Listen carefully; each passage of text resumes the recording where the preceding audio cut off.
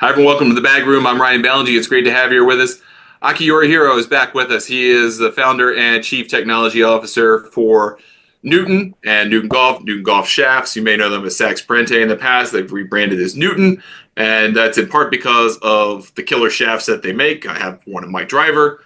Aki helped me out get outfitted for one, and I've been loving it. So we wanted to come back on and talk about not only Newton shaft that I've been using, but also the expansion of the line. So, Aki, first, thanks for being here.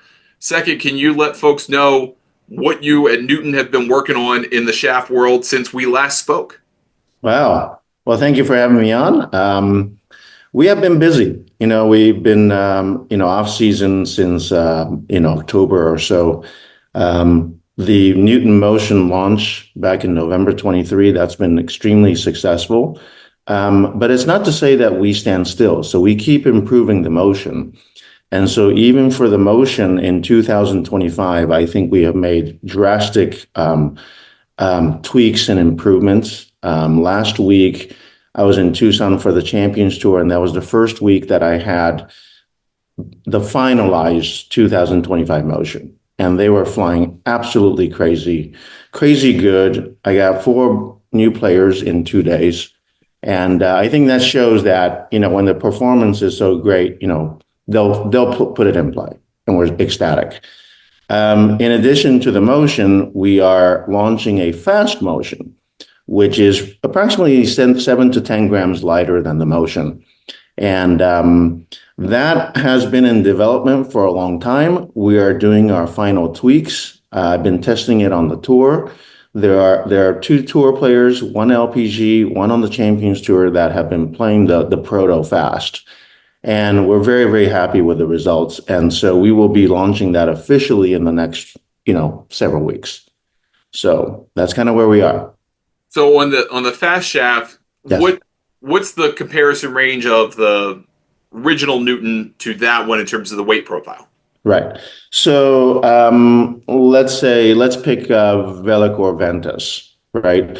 So when we started with the Newton and the current day Newton, if you took an X shaft, it would be an equivalent to a 7X Ventus. I mean, it could be other manufacturers too, but anytime a manufacturer would say it's a 7X, uncut, it's roughly 77 grams. And that's kind of the range that Newton Motion is, maybe a couple grams lighter than that. And so the fast motion is really intended to be the 6X, if you were. So 6X in that particular shaft will be 66 grams uncut, I believe.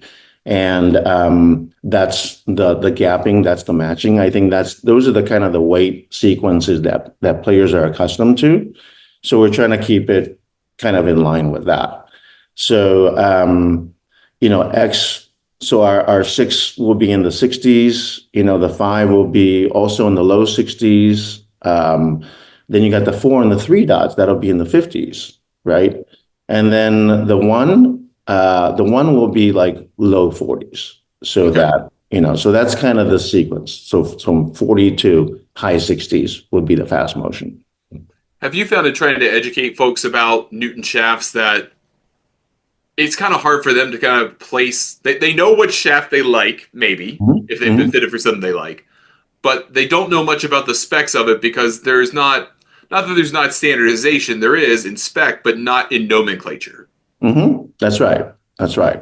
And I run into that a lot because people ask me, how many grams is this shaft?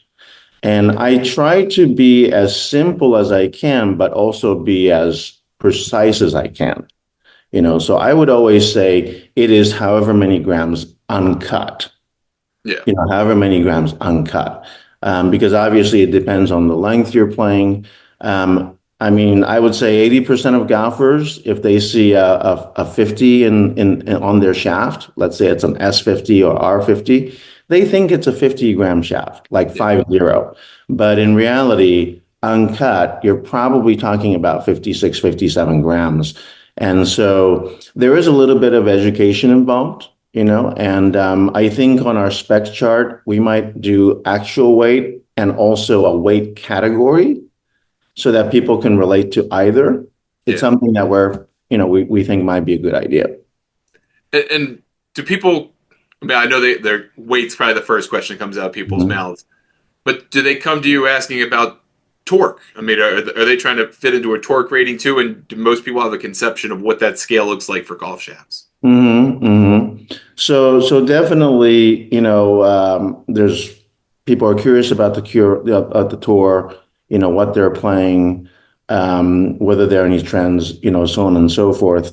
And really, it's even, whether it's the PGA Tour, whether it's the Korn Ferry, the Champions or LPGA, they're kind of it just depends on the person, right? It just depends on the person. I think in LPGA, you definitely see lighter shafts. So I think Sure, yeah. the fast is definitely targeted. I'm going to expect that 80% of our players are going to be on the fast on that tour. But I will tell you on the Champions Tour, I still expect, 7 out of 10 players to play the motion rather than fast motion, because I think weight is, what people are used to, the sequencing, um, whether you want low torque or low torque, all these things come into play. And, I think maybe in the last few years, there's been a really big push to go lighter. Yeah. And I also think that it's not for everybody. So some people are coming back and saying, you know what, I've tried the light shaft. I'm kind of spraying it. So I think I'm going to go back to the original weight, if you were. I hear And that a lot. and how do the torque numbers compare between the motion and the fast motion? What do those numbers look like torque wise? Yeah, so torque, they're going to be very low. Over the 25 motion, we will actually be coming under the 24 motion.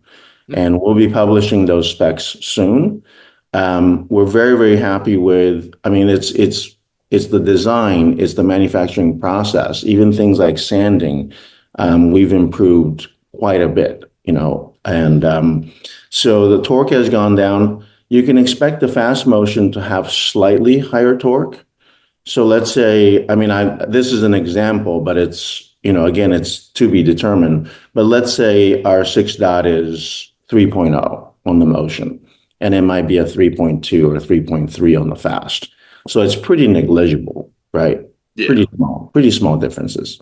Yeah, most people aren't going to see that too quickly on a launch monitor. They're certainly not going to feel it too quickly Right. in terms of when they hit it. And then you talked about this just a second ago, just the improvements that you're making in the manufacturing process. Mhm. And I always find this fascinating because we're talking about such small margins, right? Yes. So what does big improvement look like in sanding? What does big Right. improvement look like in manufacturing? And how does that translate to some metric, some percentage metric that you all at Newton are like, this is a big deal? How do Sure. you drive it? Like this is a big advance for us. Yeah, exactly. So like we're nerd. I'm a nerd, right? I'm a golf nerd. And so you're right. What I think is huge, somebody else might think, oh, that's it, but just to kind of put things into perspective, from the time that a shaft is wrapped and baked, right, comes out of the oven, you take the wrapper off and it's very rough, right? So then you're going to sand it so that it's paint ready. So that's that paint differential, or I'm sorry, the weight differential, the sanding differential. And so, let's say we were sanding, this is an example, but let's say we were sanding 4 grams last year on average from the time the shaft is born to when it goes into paint. We've reduced that to 2 grams or maybe a little bit less than 2 grams, so 1.8 to 2 grams. And that's over 46.5 inches. So, I've improved it by a gram or possibly 2 grams. And again, that might not seem like a lot to people. To me, that's like, putting a spaceship on the moon. I mean, it's that different. Well, Okay. against 4 grams, that's Um, 50%. exactly. And what it allows us to do is, when you're sanding, you're taking material off, right? So you design a shaft and then you sand it. So you are trying to guess at the resulting performance after sanding. So the logic would follow that the less I sand, if I go minimal sanding, I'm keeping as much of the original design, the original taper, all of that intact, right? Almost untouched. And that's really the idea behind that. And it's crucial for the motion as it is for the fast motion. Fast motion, because we're taking 10 grams out of the shaft, we have to operate at a much higher precision level, and we don't have a lot of material to spare, right? Yeah. So those are like, and so that's kind of an example. So I don't know if that seemed like monumental to you, but to me, Well, I mean, I'm if you put it in the super context excited. of, yeah, we shaved four off, we now shave two off, Yeah, that's a lot. I yeah. guess if you did the division of grams per inch, you went, well, Mhm. 0.03, 0.04 grams per inch. I guess Right. that doesn't seem like such a big deal. Right. But, again, depends on the context, right? But I Right. think the more important point that you made is it gets closer to what we originally engineered Right. by taking 2 grams off as opposed to four, than having to, and it'd be great if you could explain this, Mhm. what you had to do previously, knowing you're going to take closer to 4 grams off to get it to do what you wanted it to do in the first place. Right, right, right. I think before we were doing just a little bit more, adding a little bit more fibers in the design because we Mm-hmm. knew we were going to get to a certain point. But, sanding is kind of a variable because, I mean, not to get too nerdy, but, when you start with a new paper, it takes off more. Right, And right. as you run through, let's say 20 shafts, it's going to take off less. And so there's this variability. And the way we cut our materials, it's a CNC. It's always the same. 100 out of 100, 1,000 out of 1,000. But Yep. sanding is necessarily slight. There's a slight variable because Yeah. of just even how the sandpaper reacts. So if we can do it less, then we have less of a variable. And if we can have less of a variable, we have more consistency across the board from shaft to shaft. And then same thing with the performance. Like I want to, we talk often about our elongated bend profile, and the profile is hugely important to us, and the performance of our shaft, and how it goes straight and how it bullets out. It's all about the profile, the bend profile, and again, improving the sanding process maintains our shaft profile. And so that's one of the things I've been looking for, like on the tour. And it's just been, I mean, I was almost in tears looking at these new shafts for 2025, being swung by pros, and they're just like going out, up, out, just bulleting out there very, very straight. Um, it's pretty exciting for us. I'm going to get super nerdy with you here because I do find the sanding thing really fascinating. And that is, okay, you're using a certain grit, right? I mean, but the Yeah. distribution of that sanding, how do you try to make that as even as possible, or do you not try to make it even, and you're trying to create that bend profile with an awareness of where that bend happens within the weight of the shaft? That's an excellent, I mean, that's one of those questions that I never hear. I mean, that's a very highly educated question, first of all. Um, because there is a taper in the shaft, it is difficult to even out the sanding. Yeah, Okay, you're absolutely right. And that's one of the things that we worked hard on is to even out the sanding. Because we use, a few different types of mandrels for the for the different dots. And so it's hard to have a sanding that concentrates on, let's say, the midpoint or the tip or whatever, because these mandrels, the different style mandrels, are also slightly different. yeah, So if I can make everything equal from tip to butt, then it's just uniform. But you're right, it is difficult to do because you have elevation changes and the sand, the shaft is going through the sander. I mean, there's a whole slew of things. You got the speed, you got the rotation, you got the grid, obviously, and then the taper changes are something that where you have to do some micro adjustments, and it's fascinating. It takes a long time, yeah. but I think the results are very rewarding, I would say. What is the what is kind of the time it takes to create a single shaft from material to cook to like the actual manufacturing time? I mean, I don't think most people can probably appreciate that without Sure. knowing what goes into it. Right. So the actual manufacturing is pretty simple. So we have a big cat cutter. The carbon fiber, we use exclusively Toray carbon fiber, Japanese technology. I always tell people you can't be a great chef without great ingredients. And so we use, I believe, is the best ingredients in the world. So they come in these giant rolls and they weigh 250 pounds. And then we would take that, we would have a cat cutter that basically cuts our patterns. And so the patterns are always the same. Thousand out of thousand, the patterns are always the same, precisely cut. And then you would have these steel rods that we call a mandrel. You're rolling these various patterns. And we have some really cool trade secrets in that department, I think, which is what allows our shaft to feel very different. But then basically, in a nutshell, you would cut the patterns, you would roll that onto the steel mandrel, you would wrap that in cellophane, and then that goes into the oven. So the rolling process is quite quick. I think we're doing about 200 shafts a day with our staff in St. Joe, and it's just maybe a minute or so. Okay. Then it goes through a rolling machine, it goes through a wrapping machine. That's also very quick. The cook time is, I would just say it's less than an hour. Okay. Because the cook time kind of varies, but I would say it's less than an hour, right? It comes out, you take the tape off, and that's just a few seconds. You would put that through a sander, and we use automated sander like everybody else. So it's a Yeah. two-stage, goes through two stages, then it goes into paint. The paint is probably the most time consuming. So paint for us is like a 4-day process. Oh, wow. So Okay. it's really, the shaft is born in a morning. A bunch of shafts Yeah. are born in the morning, and then it goes through the sanding and so forth, and then it goes into paint and the graphics, and that's where it kind of the journey slows down, if you will. And then every step along the way, we do QC. We actually QC every single shaft that we make. And that's something that we're very proud of.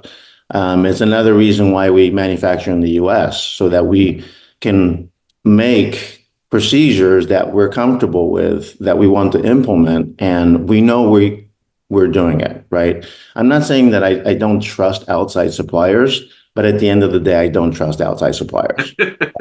So we do it ourselves. Every single shaft is QC'd, and that's one of the benefits of having your own plant, own manufacturing facility. Absolutely. Yeah. We were talking about the PGA show briefly. You were talking about designing a shaft specifically for long drive. Mm-hmm. When you're coming up with these ideas, whether they're something you're going to give to somebody or work with somebody on, or whether it's just an idea you want to pursue yourself, Mm-hmm. how do you do that? How do you get involved with manufacturing it in such a small batch way that it doesn't get in the way, obviously, of what you're trying to do with motion and fast motion, Right. the day-to-day work? Yeah, again, excellent question, because the plant is going. The manufacturing facility, and I go there a lot, it's always running, right? People Yeah. show up at 8 o'clock and it's running until 4 o'clock. Okay. It's like running, running, running. So we have breaks for employees. We have lunch breaks, and then there's nights, and then there's mornings before they show up at 8 o'clock. So a lot of the experiments that we do, we would draw it up, during the course of the day. Mhm. And then we would have it cut after the manufacturing is over. And then we would roll these things, whether it's before or during breaks or during lunch or after people depart. And so we are finding these little slots to do the development. That was the way it was for us for a long time. Now I'm in Camarillo, California, and I have turned my facility into exclusively R&D and fitting facility. And so now we have evolved to where we are rolling in Camarillo. So I have a rolling table. I have everything I need to make R&D, protos in Camarillo. So then it becomes kind of a coordination between Camarillo and St. Joe. When I make one shaft, that's very different than making 200 shafts. Right. So there needs to be a little bit of translation between what we're doing and how it's coming out for us in Camarillo small batch versus production quantity in St. Joe. there's always things like that, but that's kind of how we do it, and it's quite an efficient way. We do it very systematically. I think the other big thing is testing. You have to test this stuff, and certainly I do not have the ability to swing at 150 miles an hour, right? And these long drive guys that I work with, they do swing it that fast. It's unbelievable, right? Like we're just talking about like the PGA Tour, and you say, oh, this guy's swinging at 120, this guy's maybe swinging at 125. Well, you go to that long drive world. Now you're talking 135, 145, 152, in some of our cases. So I have to have somebody swing it. And so to me, a lot of the development is coming up with concepts, making different protos, and then really testing it. And that's a crucial part, because I don't want to launch something and then having to change it a little bit later. I actually want to make a shaft that is going to live for 7 years. Yeah. So, and then how does all that translate to the manufacturing process? Because obviously you're doing the R&D of the development of the shaft. yes. You've got something you want to make a run of, or make part of your lineup permanently, or make a permanent change to Newton. Then what has to be tested there in terms of getting it right to mass manufacture it, as opposed to one at a time? Yeah, there's some micro adjustments that we do, because when, we're certainly using different equipment between California and St. Joe.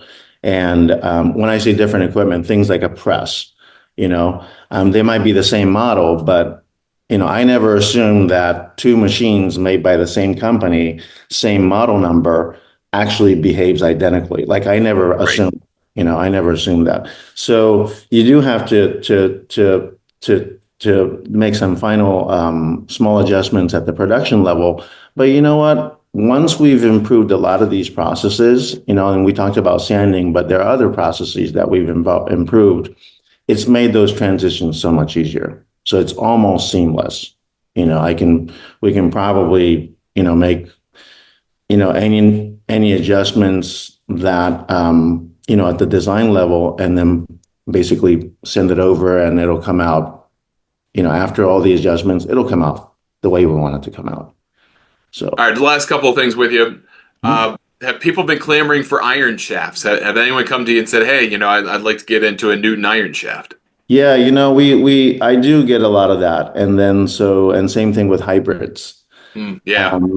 So for this year, we have the 2025 motion shaft. We have the fast motion. We have the motion LD, which you referred to, the long drive shaft. Those are scheduled to come out. And then on the development side, we're always developing something, right? Whether it's on the gravity putter side or on the motion shaft side, we are constantly developing something. I mean, if this is the best job you can ever have if you're like a golf geek, right? And so definitely hybrids, irons, hopefully down the line. I think one of the reasons our shaft business took off so quickly and so fast is because of the interchangeability of shafts with the adapter system. Yes, right? yes. And so that's fueled our business, and that's fueling now more fairway woods today. We sell a fair amount of fairway woods. Our fairway woods are manufactured as fairway woods. They're not driver shafts converted into fairway woods. Yep. Right. So they're different shafts. And so we're selling more of that now. And I think I'm seeing more and more hybrids with the adapter system.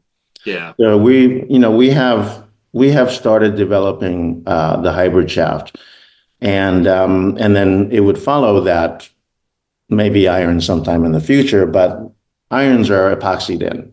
So it's a bit more of a commitment to change iron shafts. Yeah. Right. But I think if you went to a fitter to get an iron fitting, I think that would be a fantastic time to get fitted for irons. And I think so if we do go down the iron shaft, definitely start with working with fitters. Yeah. I think we're over 300 locations around the country now. And we love working with fitters. And same thing with hybrid. I think we want to introduce that. The Champion Store guys, they've asked me about hybrid shafts. And all I can say is we're working on it. What I will tell you though, Ryan, is as you gain weight, right? So fairway wood shafts are heavier than driver shafts, right? Yep. Yep. Pound for pound, inch for inch. And then you have hybrids, they're heavier, Yep. right? And irons heavier than that, Yep. right? As we gain mass, shafts are easier to make because I have more material. Sure. Right? The hard one is a driver shaft. And for us, the hardest one that we're currently making is the fast motion that we are launching soon. So as we gain in weight, I know I can make some great shafts. Yeah. I know I can do it. I mean, personally, I play a lot of our protos, right? Yeah. And even like the hybrids, I play, shafts that we wrapped, and they're good. Yeah. Last question for you, Aki. Is there anything right now? You talk about this being kind of the dream job for a golf geek. Is there anything that currently fascinates you or you're curious about that you're looking into and working on, whether it's for a mass production thing or not? Just something that's got your attention that makes you curious right now. I think what I spend a lot of time on the field with players. Yeah. Whether it's working with colleges or working with, tour players and whatnot. To me, what fascinates me is how your individual swing, right, how that results in a certain outcome. So I know that wasn't a very good explanation, but let me elaborate. So, on the Champions Tour, which is, I went to, 22 plus events last year. The swing speed is roughly 102 or let's say 100 miles an hour. And Okay. you're topping out at 115. That's the range, right? Yeah. That's the range. So that's only a 15-mile-an-hour difference. And normally on a 15-mile-an-hour swing speed difference, you would say, okay, that's either it's one of two dots or it's one of two flexes, right? Yeah. Because it's only a range of 15. I mean, and let's be a little bit liberal. Let's say it's a range of two shafts, two Okay. swings. It really depends on the person's motion. Yeah. So I'm carrying a 4 dot through 6.5 dot on the Champions Tour. So that's 4, 5, 6, 6.5. That's four shafts to fit people that are swinging 100 to 115. Okay. But you would And think it'd be half of that. exactly, exactly. And that fascinates me.